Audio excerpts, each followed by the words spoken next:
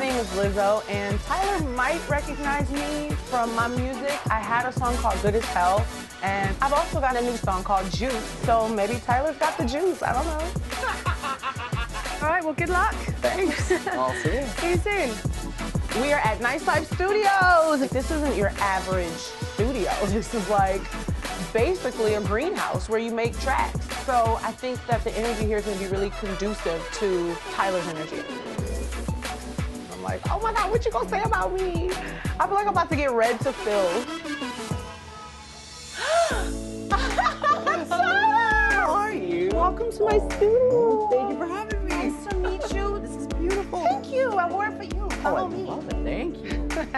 I truly believe that Tyler just has a message from the universe for me, and I'm here to receive it.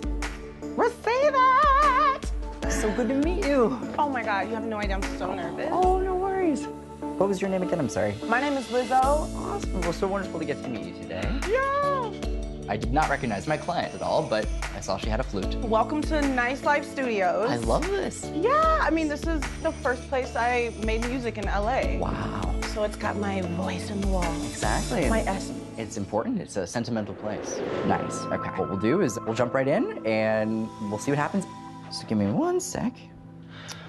So something to keep in mind, just love life-wise, like in 2019, you might find the person you really want to be with in the long run. Oh, geez.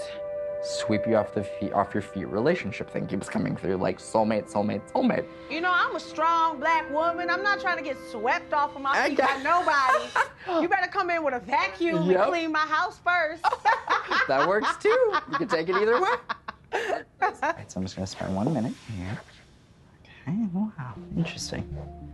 Just that, and then I will be very gentle with this. Very, very careful. She's my baby. Oh, I love it.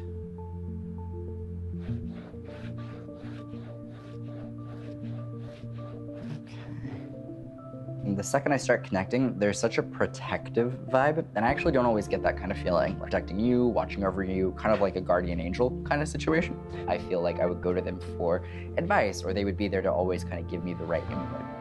So Yes. It's very distinctly that energy. He seems like it's like my go-to guy, is the way I would describe it. To have me talk about you, and I see you succeeding, and you taking off and launching, and it's amazing.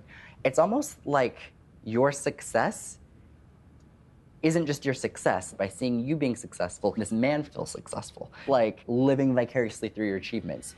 It's just kind of a very special feeling, and it like lives on through you. He's presenting himself as a bit younger. And that's usually one of two reasons. Either they passed away at a bit of an earlier age, or they would have been that kind of personality that would be like youngish. It makes a lot of sense.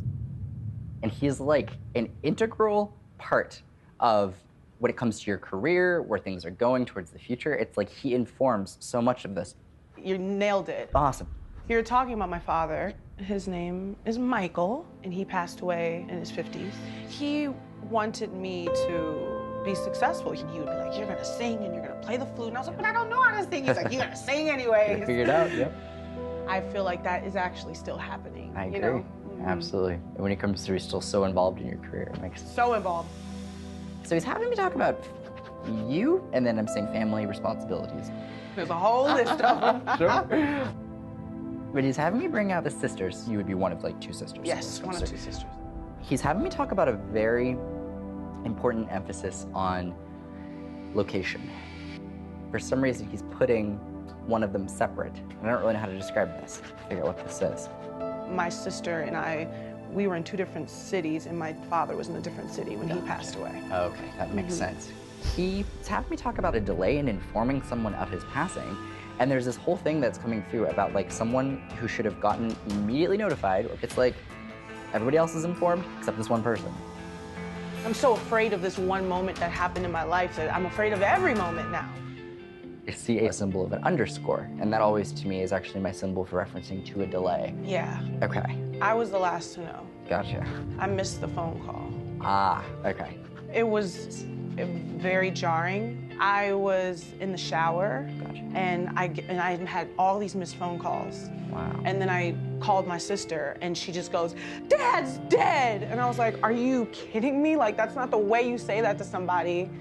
And I just remember I like threw my phone down, Gotcha. and I was so upset.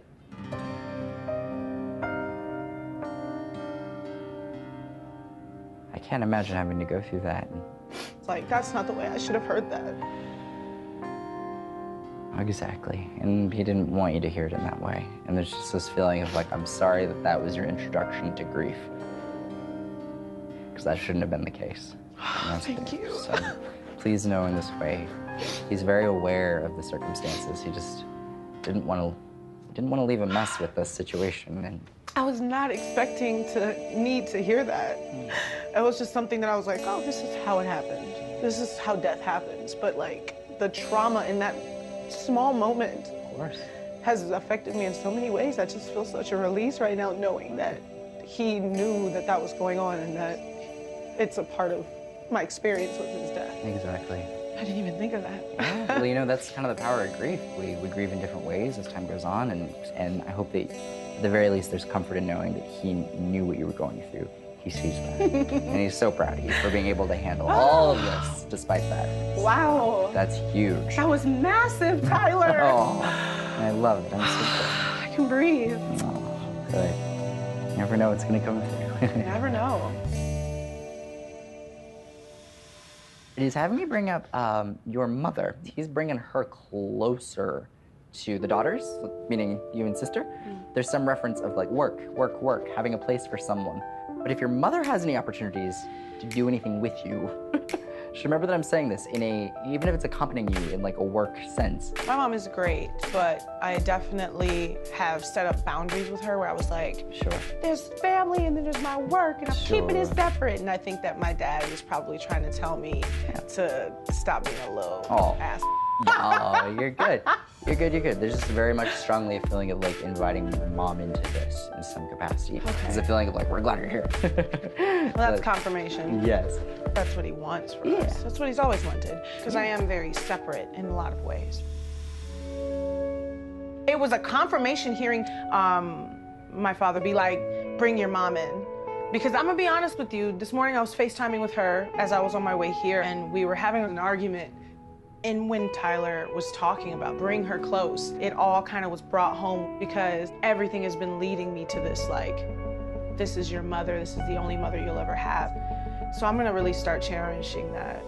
So sometimes people will bring objects that actually belong to the loved one who passed away, and other times people will bring objects that are more connected to you, but maybe given to you by someone who passed. And so I'm just curious to know about this object. This is Sasha flute. She's very famous. And who gave it to you? My father bought this for me.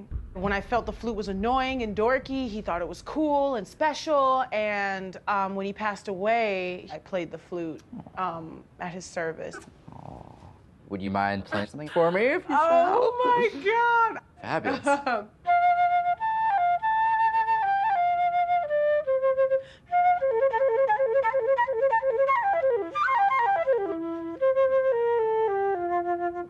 Wow, you nailed it. Oh my gosh. That's you know, I be beautiful. freestyling, you know what I'm saying? Yeah, just drop an album of flutery. I studied flute in college, and then I left college to be a rapper and then a singer, and then I always just had this flute with me, and I put flute on one of my songs called Coconut Oil, and it's like got like 4 million views, and it's just going, and I'm like, oh, Dad, you were right. Why didn't I do this sooner? Like, people love the flute. Why was I hiding her? You know, I want to share this with people. Exactly, gotta come out of the flute closet. Oh, I was in the flute closet. I was locked away. Exactly, but here we are, loud, proud, and playing the flute. Loud and proud, playing the flute. Tyler brought up a major wound, and now that I've confronted that, I can definitely start making strides to being a happier, less anxious person. That is always something that I'll cherish. Thank you so much. I feel like I have a friend in you. I'd love to see you again anytime. I will call you. We'll do it. Oh my gosh. Thank you. Bye. This little cute little blonde kid, little baby boy came in here and told me how to be a better daughter, mama. No, he's great. Mama finds somebody in 29 and I hope they can keep up.